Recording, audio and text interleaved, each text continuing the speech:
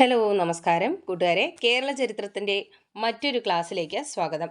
നോക്കാം, പഴശ്ശി സമരങ്ങളാണ് നമ്മൾ പഠിച്ചുകൊണ്ടിരുന്നത് അല്ലേ. അതിൻ്റെ കണ്ടിന്യൂഷനാണ്. നോക്കാം അടുത്ത പോയിന്റ്. പഴശ്ശി സമരങ്ങൾ എന്ന പുസ്തകം രചിച്ചത് ആര്? പഴശ്ശി സമരങ്ങൾ എന്ന പുസ്തകം രചിച്ചത് KKN കുറുപ്പാണ്. ആരാണ്? KKN കുറുപ്പാണ്. നോക്കൂ, നമ്മളെ പുസ്തകത്തിലാണ് എന്തെഴുതുക? കുറിപ്പ് എഴുതി സൂക്ഷിക്കുക. കുറിപ്പ് എഴുതുന്ന ഏതിലാണ്? പുസ്തകത്തിലാണ്. അപ്പോൾ പഴശ്ശി സമരങ്ങൾ എന്ന പുസ്തകം രചിച്ചത് KKN കുറുപ്പാണ്. പഴശ്ശിരാജ ചമയങ്ങളില്ലാതെ എന്ന പുസ്തകം രചിച്ചത് മുണ്ടക്കയം ഗോപിയാണ്. പഴശ്ശിരാജ ചമയങ്ങളില്ലാതെ എന്ന പുസ്തകം രചിച്ചത് ആരാണ്? മുണ്ടക്കയം ഗോപിയാണ്.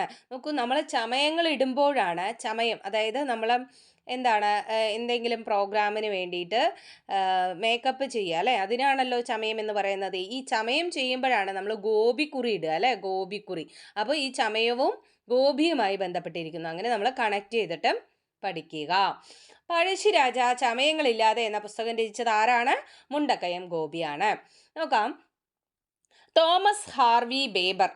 എന്താണ് തോമസ് ഹാർവി ബേബർ പറയുന്നത്? 1805 ഡിസംബർ 31 മലബാറിലെ പ്രിൻസിപ്പൽ കളക്ടർക്ക് അയച്ച കത്തിലൂടെ പഴശ്ശിരാജയെക്കുറിച്ച് അഭിപ്രായപ്പെട്ടത് ഇങ്ങനെയാണ്. ഒരു പ്രക്ഷോഭകാരിയാണെങ്കിലും അദ്ദേഹം ഈ രാജ്യത്തെ സ്വാഭാവിക മുഖ്യന്മാരിൽ ഒരുവനും അക്കാരണത്താൽ പരാജിതനായ വെറുമൊരു ശത്രു എന്നതിലുപരി പരിഗണിക്കപ്പെടേണ്ടവനുമാകുന്നു. എല്ലാ വർഗക്കാരിലും പഴശ്ശിരാജയോട് നിശ്ചിതമായ താല്പര്യം ഉണ്ടായിരുന്നു. തൻ്റെ മരണത്തിനു പോലും മായ്ക്കാനാകാത്ത വിധത്തിൽ ഇന്നാട്ടുകാർ അദ്ദേഹത്തെക്കുറിച്ച് ഭക്തിയുടെ സീമയിലെത്തുന്ന സ്നേഹാദരങ്ങൾ പുലർത്തിപ്പോന്നു എന്ന് അദ്ദേഹം ആർക്കയച്ച കത്തിലൂടെയാണ് പഴശ്ശിരാജയെക്കുറിച്ച് ഇപ്രകാരത്തിൽ അഭിപ്രായപ്പെട്ടത്? പ്രിൻസിപ്പൽ കളക്ടർക്ക്. തോമസ് ഹാർവി ബാബർ എന്ത് ചെയ്തു? പ്രിൻസിപ്പൽ കളക്ടർക്ക് അയച്ച കത്തിൽ പരാമർശിച്ച വാക്കുകളാണ് നമ്മളിപ്പോൾ വായിച്ചത്. എന്തായിരുന്നു? ഒരു പ്രക്ഷോഭകാരിയാണെങ്കിലും അദ്ദേഹം ഈ രാജ്യത്തെ സ്വാഭാവിക മുഖ്യന്മാരിൽ ഒരുവനും അക്കാരണത്താൽ പരാജിതനായ വെറുമൊരു ശത്രു എന്നതിലുപരി പരിഗണിക്കപ്പെടേണ്ടവനുമാകുന്നു. എല്ലാ വർഗക്കാരിലും പഴശ്ശിരാജയോട് നിശ്ചിതമായ താല്പര്യം ഉണ്ടായിരുന്നു.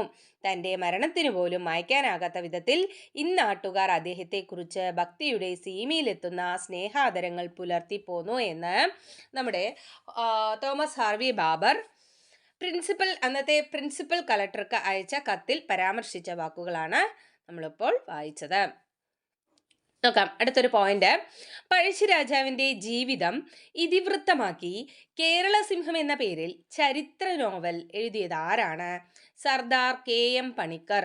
പഴശ്ശിരാജാവിൻ്റെ ജീവിതം ഇതിവൃത്തമാക്കി കേരള സിംഹം എന്ന പേരിൽ ചരിത്ര നോവൽ എഴുതിയത് സർദാർ KM പണിക്കർ. ബ്രിട്ടീഷുകാർക്ക് പിടികൊടുക്കാതെ തൻ്റെ വജ്രമോതിരം വിഴുങ്ങിയാണ് പഴശ്ശിരാജ ആത്മഹത്യ ചെയ്തത് എന്ന് പരാമർശിക്കുന്ന നോവലാണ് കേരള സിംഹം. എന്താണ്? ബ്രിട്ടീഷുകാർക്ക് പിടികൊടുക്കാതെ തൻ്റെ വജ്രമോതിരം വിഴുങ്ങിയാണ് പഴശ്ശിരാജ ആത്മഹത്യ ചെയ്തത് എന്ന് പരാമർശിക്കുന്ന നോവലാണ് ഇത്, കേരള സിംഹം. എഴുതിയത് ആരാണ്? സർദാർ KM പണിക്കർ. പഴശ്ശിരാജയെ കേരള സിംഹം എന്ന് വിശേഷിപ്പിച്ചത് ആര് എന്നുള്ള ഒരു ചോദ്യമുണ്ട്. UP അസിസ്റ്റന്റ് 2020 ചോദിച്ച ചോദ്യമാണ്. പഴശ്ശിരാജയെ കേരള സിംഹം എന്ന് വിശേഷിപ്പിച്ചത് സർദാർ KM പണിക്കരാണ്. ഓക്കെ, ക്ലിയർ അല്ലേ? അടുത്ത നോക്കാം, കുറച്ച് കൺഫ്യൂസിങ് ആയിട്ടുള്ള ഫാക്ട്സ് ആണ്. പഴശ്ശി സ്മാരകം സ്ഥിതി ചെയ്യുന്നത് എവിടെയാണ്? മാനന്തവാടിയിലാണ്. പഴശ്ശി സ്മാരകം സ്ഥിതി ചെയ്യുന്നത് മാനന്തവാടി. പഴശ്ശി മ്യൂസിയം കോഴിക്കോട്. പഴശ്ശി ഗുഹ Malappuram. Pazhassi dam Kannur. Pazhassiraja college Pulpally Wayanad. Pazhassiraja NSS college Mattannur Kannur. നോക്കാം, പഴശ്ശി സ്മാരകം എവിടെയാണ്? മാനന്തവാടിയിലാണ്. പഴശ്ശി മ്യൂസിയം എവിടെയാണ്? കോഴിക്കോട്. പഴശ്ശി ഗുഹ എവിടെയാണ്? മലപ്പുറത്താണ്. പഴശ്ശി ഡാം കണ്ണൂരിലാണ്. ഡാമിൽ നിന്നാണ് വെള്ളം വരിക അല്ലേ, അപ്പോൾ കണ്ണൂരെന്ന് കണക്ട് ചെയ്യുക. പഴശ്ശി ഡാം കണ്ണൂര്. പഴശ്ശിരാജ കോളേജ് എവിടെയാണ്? പുൽപ്പള്ളി വയനാട്. പഴശ്ശിരാജ കോളേജ് പുൽപ്പള്ളി വയനാട്. എന്നാൽ പഴശ്ശിരാജ NSS കോളേജ് എവിടെയാണെന്ന് ചോദിച്ചാൽ മട്ടന്നൂർ കണ്ണൂർ. ക്ലിയർ ആയോ? കിട്ടിയോ? ഓക്കെ, അപ്പം ഇനി നമ്മൾ അടുത്തതായിട്ട് പഠിക്കാനായിട്ട് പോകുന്നത് വേലുത്തമ്പി ദളവയെക്കുറിച്ചും പാലിയത്തച്ഛനെ കുറിച്ചുമാണ് അല്ലെ. ബ്രിട്ടീഷുകാർക്കെതിരെ പൊരുതിയ തിരുവിതാംകൂറിൽ നിന്നും കൊച്ചിയിൽ നിന്നും ഒക്കെ പൊരുതി പട നയിച്ച വ്യക്തികളാണ് ആരൊക്കെ? വേലുത്തമ്പിയും പാലിയത്തച്ഛനും. നോക്കാം. ബ്രിട്ടീഷ് സാമ്രാജ്യത്വത്തിനെതിരെ തിരുവിതാംകൂറിൽ ആദ്യകാല ചെറുത്തുനിൽപ്പ് സമരങ്ങൾ സംഘടിപ്പിച്ചത് വേലുത്തമ്പി ദളവയാണ്. അപ്പോൾ ബ്രിട്ടീഷുകാർക്കെതിരെ തിരുവിതാംകൂറിൽ നിന്ന് ആദ്യകാലത്ത് ചെറുത്തുനിൽപ്പ് നടത്തിയത് ആരാണ്? വേലുത്തമ്പി ദളവയാണ്. കൊച്ചിയിലാണെങ്കിൽ ആരായിരുന്നു? പാലിയത്തച്ഛനായിരുന്നു. കൊച്ചിയിൽ സാമ്രാജ്യത്വത്തിനെതിരായി സമരം നടത്തിയത് പാലിയത്തച്ഛനാണ്. പാലിയത്ത് കോമിയച്ചൻ എന്നും ഇദ്ദേഹം അറിയപ്പെടുന്നു. പാലിയത്ത് കോമിയച്ചൻ. നാട്ടുരാജ്യങ്ങളുടെ എല്ലാ ആഭ്യന്തര കാര്യങ്ങളിലും ബ്രിട്ടീഷുകാർ ഇടപെടുകയും തുടർന്ന് നാട്ടുരാജ്യങ്ങളിലെ ഭരണാധികാരികൾക്ക് പരമാധികാരം നഷ്ടപ്പെടുകയും ചെയ്തതിനെ തുടർന്ന് കലാപം നടത്തിയവരാണ് ആരൊക്കെ? വേലുത്തമ്പി ദളവയും പാലിയത്തച്ഛനും. നാട്ടുരാജ്യങ്ങളുടെ എല്ലാ ആഭ്യന്തര കാര്യങ്ങളിലും ആര് ഇടപെട്ടു? ബ്രിട്ടീഷുകാർ ഇടപെട്ടു. അതിനെ തുടർന്ന് നാട്ടുരാജ്യങ്ങളിലെ ഭരണാധികാരികൾക്ക് പരമാധികാരം തന്നെ നഷ്ടപ്പെട്ടു. അതിനെ തുടർന്ന് കലാപം നടത്തിയ വ്യക്തികളാണ് ആര്? വേലുത്തമ്പി ദളവയും പാലിയത്തച്ഛനും. അവിട്ടം തിരുനാളിന്റെ പ്രശസ്തനായ ദിവാനാണ് വേലുത്തമ്പി ദളവ. അവിട്ടം തിരുനാളാണോ അനിഴം തിരുനാളാണോ എന്നൊക്കെയുള്ള സംശയം വരുന്നത് കൊണ്ട് തന്നെ നമുക്കിത് കണക്ട് ചെയ്യണം. അവിട്ടം വട്ടം അല്ലെ, അവിട്ടം വട്ടം ഒന്ന് കണക്ട് ചെയ്യുമോ? ഭരണകാര്യങ്ങളിൽ വട്ടപൂജ്യമായിരുന്നു ആര്? അവിട്ടം തിരുനാൾ. ജസ്റ്റ് നമ്മൾ പഠിക്കാൻ വേണ്ടി നമ്മൾ പറയുകയാണ്, ആരെയും താഴ്ത്തിക്കെട്ടാനോ ഒന്നുമല്ല എന്ന് മാത്രം മനസ്സിലാക്കാം. അപ്പോൾ വട്ടം അല്ലെ, ഭരണത്തിൽ വട്ടപൂജ്യമായതുകൊണ്ട് ബാക്കിയുള്ള കാര്യങ്ങളിൽ മുൻകൈ എടുക്കേണ്ട അവസ്ഥ ആർക്ക് വന്നു? വേലുത്തമ്പി ദളവയ്ക്ക് വന്നു. അതുകൊണ്ട് തന്നെ അവിട്ടം തിരുനാളിന്റെ പ്രശസ്തനായ ദിവാനായിരുന്നു വേലുത്തമ്പി ദളവ എന്ന് പഠിച്ചു വെക്കുക. ഓക്കെ, അപ്പോൾ ഈ അവിട്ടം വട്ടം എന്നൊക്കെ ഓർത്ത് വെച്ച് കഴിഞ്ഞാൽ ആരുടെ ദിവാനായിരുന്നു എന്ന് ചോദിച്ചാൽ നമുക്ക് കിട്ടും അല്ലെ. അടുത്തത്, വേലുത്തമ്പി ദളവയുടെ യഥാർത്ഥ നാമം എന്ത്? വേലായുധൻ ചെമ്പകരാമൻ എന്നതാണ് വേലുത്തമ്പിയുടെ യഥാർത്ഥ നാമം. വേലുത്തമ്പി ദളവ ജനിച്ചത് എവിടെയാണ്? ജന്മദേശം കൽക്കുളമാണ്. കൽക്കുളം, തലക്കുളം. 1765 കന്യാകുമാരി ജില്ലയിലെ തലക്കുളത്ത് കൽക്കുളത്താണ് വേലുത്തമ്പി ദളവ ജനിച്ചത്. അപ്പൊ കൽക്കുളം തലക്കുളം എന്നൊക്കെ പഠിച്ചു വെക്കുക. ഈ തലക്കുളം എന്നത് എന്താണ്? അദ്ദേഹത്തിന്റെ വീട്ടുപേരാണ്, തറവാട്ടു നാമമാണ് തലക്കുളം. വേലുത്തമ്പി ദളവയുടെ തറവാട്ടു നാമമാണ് എന്ത്? തലക്കുളത്തു വീട്. എന്താണ്? തലക്കുളത്തു വീട്. വേലുത്തമ്പി ദളവ തിരുവിതാംകൂറിൽ ദിവാനായത് 1802 വേലുത്തമ്പി ദളവ തിരുവിതാംകൂറിൽ ദിവാനായത് എപ്പോഴാണ്? 1802 നമ്മൾ 1802 വേറൊന്ന് പഠിച്ചല്ലോ, എന്താണ്? പനമരം സമരം അല്ലെ. പനമരം സമരം അത് ഏതാണ് വർഷം? 1802 അല്ലെ. അതേ വർഷം തന്നെയാണ് വേലുത്തമ്പി ദളവ തിരുവിതാംകൂറിൽ ദിവാനായത്. ഓക്കെ, അപ്പൊ നമ്മൾ ഇത്രയും ഭാഗങ്ങൾ ക്ലിയർ അല്ലേ? ഒന്ന് റിവൈസ് ചെയ്താലോ? നോക്കാം. പഴശ്ശി സമരങ്ങൾ എന്ന പുസ്തകം രചിച്ചത് ആരാണ്? KKN കുറുപ്പാണ്. KKN കുറുപ്പ്. നമ്മൾ കുറിപ്പ് എഴുതുന്നത് പുസ്തകത്തിലാണെന്ന് പറഞ്ഞു. പഴശ്ശിരാജ ചമയങ്ങളില്ലാതെ എന്ന പുസ്തകം രചിച്ചത് ആരാണ്? മുണ്ടക്കയം ഗോപിയാണ് അല്ലെ. ചമയങ്ങൾ ഇടുമ്പോൾ നമ്മൾ ഗോപിക്കുറി വരയ്ക്കുമെന്ന് ഓർത്തിരിക്കുക. ഓക്കെ, അടുത്തത്, തോമസ് ഹാർവി ബാബർ എന്ത് പറഞ്ഞു? പഴശ്ശിരാജയെ കുറിച്ച് എന്താണ് പറഞ്ഞത്? പഴശ്ശിരാജ പ്രക്ഷോഭകാരിയാണെങ്കിലും അദ്ദേഹത്തിന് അവിടുത്തെ ജനങ്ങൾക്കിടയിൽ നല്ല സ്നേഹ സാഹോദര്യം പുലർത്തി പോന്നത് കൊണ്ട് തന്നെ പുലർത്തി പോന്നിരുന്നു എന്ന് ആണ് അദ്ദേഹത്തെക്കുറിച്ച് അഭിപ്രായപ്പെട്ടത്. ഏതില്? ഒരു കത്തില്. ആർക്കയച്ച കത്തില്? അന്നത്തെ മലബാറിലെ പ്രിൻസിപ്പൽ കളക്ടർക്ക് അയച്ച കത്തില്. ഓക്കെ, അപ്പോൾ അത്രയും കാര്യങ്ങൾ ഓർത്തിരിക്കുക. ഇനി അടുത്തത്, പഴശ്ശിരാജാവിന്റെ ജീവിതം ഇതിവൃത്തമാക്കി കേരള സിംഹം എന്ന പേരിൽ ചരിത്ര നോവൽ എഴുതിയത് ആരാണ്? സർദാർ KM പണിക്കർ. ബ്രിട്ടീഷുകാർക്ക് പിടികൊടുക്കാതെ അദ്ദേഹം തന്റെ വജ്രമോതിരം വിഴുങ്ങിയാണ് ആത്മഹത്യ ചെയ്തത് എന്ന് പരാമർശിക്കുന്ന നോവലാണ് ഇത്? കേരള സിംഹം. ഓക്കെ, പഴശ്ശി സ്മാരകം എവിടെയാണ്? മാനന്തവാടി. പഴശ്ശി മ്യൂസിയം കോഴിക്കോട്. പഴശ്ശി ഗുഹ മലപ്പുറം. പഴശ്ശി ഡാം കണ്ണൂര്. പഴശ്ശിരാജ കോളേജ് എവിടെയാണ്? പുൽപ്പള്ളി വയനാട്. പഴശ്ശിരാജ NSS കോളേജ് എവിടെയാണ്? മട്ടന്നൂർ കണ്ണൂരാണ്. അടുത്തത് നമ്മളെ വേലുത്തമ്പി ദളവയെ കുറിച്ചും പാലിയത്തച്ഛനെ കുറിച്ചുമാണ് പഠിച്ചു വന്നത്. ബ്രിട്ടീഷ് സാമ്രാജ്യത്വത്തിനെതിരെ തിരുവിതാംകൂറിൽ നിന്നും ചെറുത്തുനിൽപ്പ് സമരങ്ങൾ നടത്തിയത് വേലുത്തമ്പി ദളവയും കൊച്ചിയിൽ നിന്ന് സാമ്രാജ്യത്വത്തിനെതിരെ സമരം നടത്തിയത് പാലിയത്തച്ഛനുമാണെന്ന് പറഞ്ഞു. പിന്നെന്താണ്, അവിട്ടം തിരുനാളിന്റെ പ്രശസ്തനായ ദിവാനായിരുന്നു വേലുത്തമ്പി ദളവ. വേലുത്തമ്പി ദളവയുടെ മുഴുവനായ പേര് വേലായുധൻ ചെമ്പകരാമൻ എന്നതാണ്. വേലുത്തമ്പി ദളവ ജനിച്ചത് എവിടെയാണ്? കന്യാകുമാരി ജില്ലയിലെ കൽക്കുളത്താണ്. വീട്ടുപേര് തലക്കുളത്ത് വീട് എന്നാണ്. വേലുത്തമ്പി ദളവ ദിവാനായ വർഷം ഏതാണ്? 1802. ഓക്കെ, ഇത്രയും കാര്യങ്ങൾ ക്ലിയർ ആയല്ലേ? നോക്കാം, കുറച്ച് പോയിന്റ്സും കൂടെ നോക്കി പോവാം. കൊല്ലത്ത് ഹജൂർ കച്ചേരി അതായത് സെക്രട്ടേറിയറ്റ് സ്ഥാപിച്ചത് ആരാണെന്ന് ചോദിച്ചാൽ വേലുത്തമ്പി ദളവയാണ്. കൊല്ലത്ത് ഹജൂർ കച്ചേരി അഥവാ സെക്രട്ടേറിയറ്റ് സ്ഥാപിച്ചത് വേലുത്തമ്പി ദളവയാണ്. തിരുവിതാംകൂറിൽ സഞ്ചരിക്കുന്ന കോടതികൾ സ്ഥാപിച്ചത് ആരാണ്? വേലുത്തമ്പി ദളവയാണ്. തിരുവിതാംകൂറിൽ സഞ്ചരിക്കുന്ന കോടതിയും കൊല്ലത്ത് ഹജൂർ കച്ചേരി അഥവാ സെക്രട്ടേറിയറ്റും ആര് സ്ഥാപിച്ചു? വേലുത്തമ്പി ദളവ സ്ഥാപിച്ചു.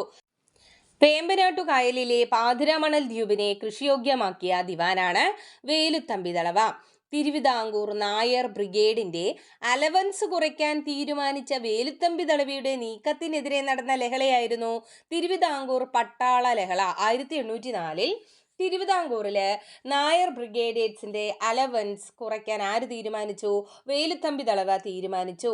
അതിനെതിരെ നായർ ബ്രിഗേഡിയേഴ്സ് നടത്തിയ ലഹളയാണ് തിരുവിതാംകൂർ പട്ടാള ലഹള.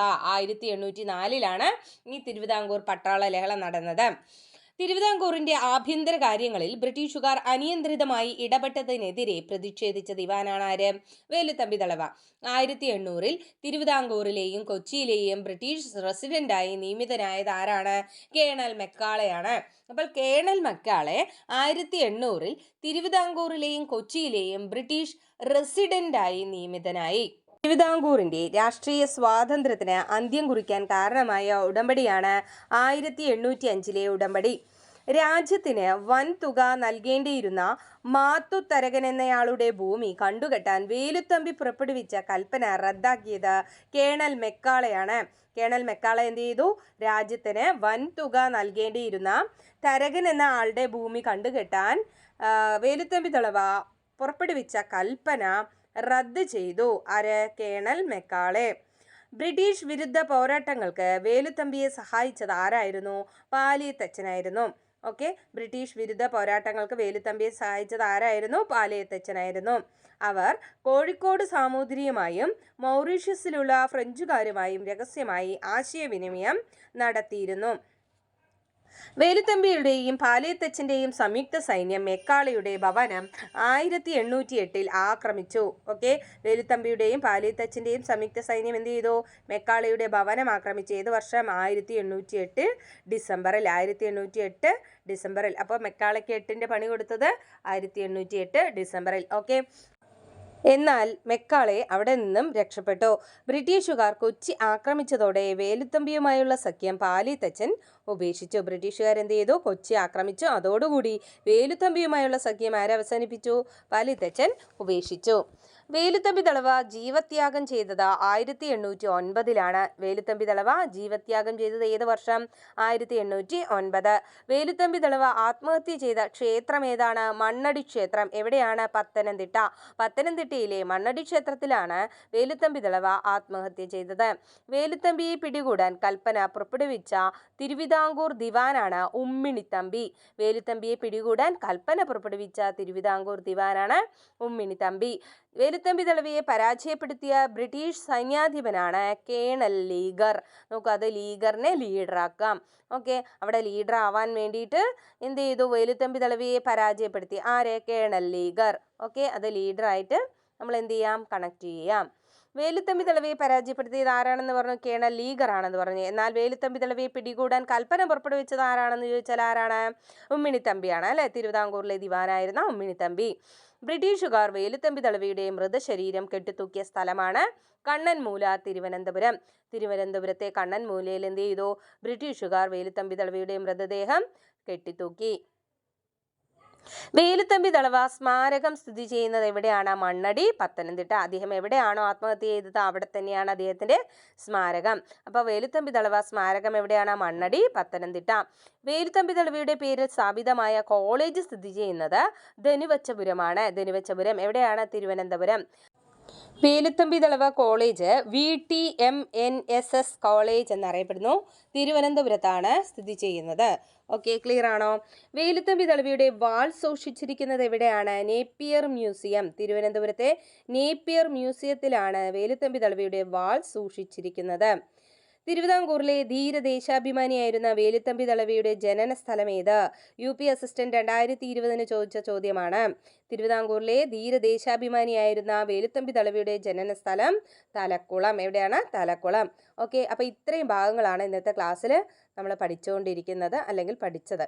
ഓക്കെ, അപ്പോൾ ഒന്നുകൂടെ ഇപ്പോൾ പഠിച്ച കുറച്ച് ഭാഗങ്ങൾ റിവൈസ് ചെയ്യാം. നോക്കാം. കൊല്ലത്ത് ഹജൂർ കച്ചേരി അഥവാ സെക്രട്ടേറിയറ്റ്, തിരുവിതാംകൂറിൽ സഞ്ചരിക്കുന്ന കോടതികൾ, വേമ്പനാട്ടുകായലിലെ പാതിരാമണൽ ദ്വീപിനെ കൃഷിയോഗ്യമാക്കിയതൊക്കെ ആരാണ്? വേലുത്തമ്പി ദളവയാണ്. വേലുത്തമ്പി ദളവ നായർ ബ്രിഗേഡിയൻസിന്റെ അലവൻസ് കുറയ്ക്കാൻ തീരുമാനിച്ചു. അതിനെതിരെ നടന്ന ലഹളയാണ് തിരുവിതാംകൂർ പട്ടാള ലഹള 1804. ഓക്കെ, 1800 കേണൽ മെക്കാളെ ബ്രിട്ടീഷ് റെസിഡന്റായി തിരുവിതാംകൂറിലും കൊച്ചിയിലും നിയമിതനായി. ബ്രിട്ടീഷ് വിരുദ്ധ പോരാട്ടങ്ങൾക്ക് വേലുത്തമ്പിയെ സഹായിച്ചത് ആരായിരുന്നു? പാലിത്തച്ചനായിരുന്നു. 1808 ഡിസംബറിൽ വേലുത്തമ്പി പാലിത്തച്ചനും ചേർന്ന് എന്ത് ചെയ്തു? മെക്കാളയുടെ ഭവനം ആക്രമിച്ചു. എന്നാൽ അദ്ദേഹം രക്ഷപ്പെട്ടു. ഓക്കെ, തുടർന്ന് ബ്രിട്ടീഷുകാർ കൊച്ചി ആക്രമിച്ചതോടെ വേലുത്തമ്പി ദളവയുമായുള്ള സഖ്യം പാലിത്തച്ചൻ എന്ത് ചെയ്തു? അവസാനിപ്പിച്ചു. തുടർന്ന് വേലുത്തമ്പി ദളവ ജീവത്യാഗം ചെയ്തു. ഏത് വർഷം? 1809. വേലുത്തമ്പി ദളവ ആത്മഹത്യ ചെയ്ത ക്ഷേത്രം ഏതാണ്? മണ്ണടി ക്ഷേത്രം, പത്തനംതിട്ട. അദ്ദേഹത്തിന്റെ സ്മാരകം സ്ഥിതി ചെയ്യുന്ന എവിടെയാണ്? മണ്ണടി, പത്തനംതിട്ടയിലാണ്. വേലുത്തമ്പി ദളവയെ പിടികൂടാൻ കൽപ്പന പുറപ്പെടുവിച്ച തിരുവിതാംകൂർ ദിവാനാണ് ഉമ്മിണിത്തമ്പി. വേലുത്തമ്പി ദളവയെ പരാജയപ്പെടുത്തിയ ബ്രിട്ടീഷ് സൈന്യാധിപനാരായിരുന്നു? കേണൽ ലീഗർ ആയിരുന്നു. ബ്രിട്ടീഷുകാർ വേലുത്തമ്പി ദളവയുടെ മൃതശരീരം കെട്ടിത്തൂക്കിയ സ്ഥലമാണ് കണ്ണൻമൂല, തിരുവനന്തപുരം. വേലുത്തമ്പി ദളവയുടെ പേരിൽ സ്ഥാപിതമായ കോളേജ് സ്ഥിതി ചെയ്യുന്നത് എവിടെയാണ്? ധനുവച്ചപുരം. എവിടെയാണ്? തിരുവനന്തപുരം. ഓക്കെ, വേലുത്തമ്പി ദളവയുടെ വാൾ സൂക്ഷിച്ചിരിക്കുന്ന എവിടെയാണ്? Napier museum, Thiruvananthapuram. ഓക്കെ, ഇത്രയും കാര്യങ്ങളാണ് നമ്മൾ ഇന്നത്തെ ക്ലാസ്സിൽ പഠിച്ചത്. ഓക്കെ, നന്നായിട്ട് റിവൈസ് ചെയ്ത് പഠിക്കാനായിട്ട് ശ്രമിക്കുക. തീർച്ചയായിട്ടും ഈ ഒരു പോർഷൻസിൻ്റെ ഇമ്പോർട്ടൻസ് എല്ലാവർക്കും തന്നെ മനസ്സിലായിട്ടുണ്ടാവും. എല്ലാവർക്കും ആർജവത്തോടെ പഠിക്കാനായിട്ട് കഴിയട്ടെ എന്ന് ആശംസിക്കുകയാണ്. അടുത്ത ക്ലാസ്സിൽ കാണാം. താങ്ക്